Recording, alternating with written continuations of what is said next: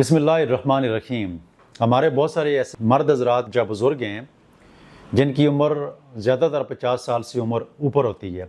तो ऐसे बहुत सारे मर्द हज़रात या बुज़ुर्ग हमें देखने को मिलते हैं और वो एक बात अमूमन करते हैं और कमेंट्स में बहुत बार पूछा गया है कि कानों में शोर आता है, टिनाइटिस का मसला है।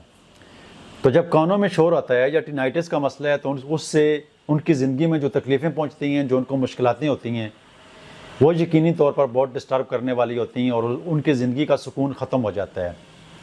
पिछले दिनों फ्रांस से एक औरत ने मुझसे रब्ता किया और वो बेचारी मुझे कह रही थी कि पिछले 20 साल से मेरे कानों के अंदर शोर है और वो ठीक नहीं हो रहा है, जिसकी वजह से मेरी ज़िंदगी अज़ाब बन चुकी है और ना मुझे रात को सुकून मिलता है ना दिन को सुकून मिलता है।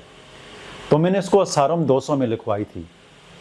तो जब उसने सारम 200 में इस्तेमाल की, 20 दिन के बाद दोबारा उससे रब्ता हुआ तो वो कह रही थी कि अल्हम्दुलिल्लाह मुझे 99% इस दवाई के साथ फ़र्क आ गया है, जो कि 20 साल में मैंने बहुत सारी दवाइयाँ इस्तेमाल की हैं तो इतना फ़र्क नहीं पड़ा है।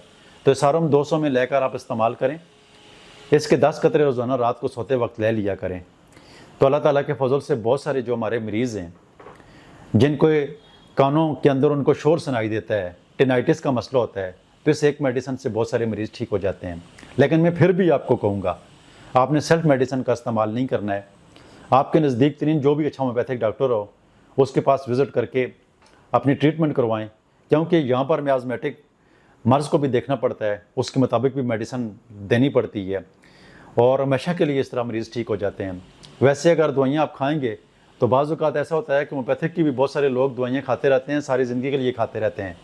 यूट्यूब से सुन लेते हैं, किसी से सुन लेते हैं, दवाई उठाई इस्तेमाल कर ली, तो इससे कोई भी परफेक्ट तो ठीक नहीं होता है, लेकिन वक्ती तौर पर रिलीफ मिल सकता है। अगर आपने कम्प्लीटली ठीक होना है तो अपने नज़दीक तरीन होम्योपैथिक डॉक्टर के पास विज़िट करें या हमारे सेंटर में विज़िट करके इसकी ट्रीटमेंट करवा लें।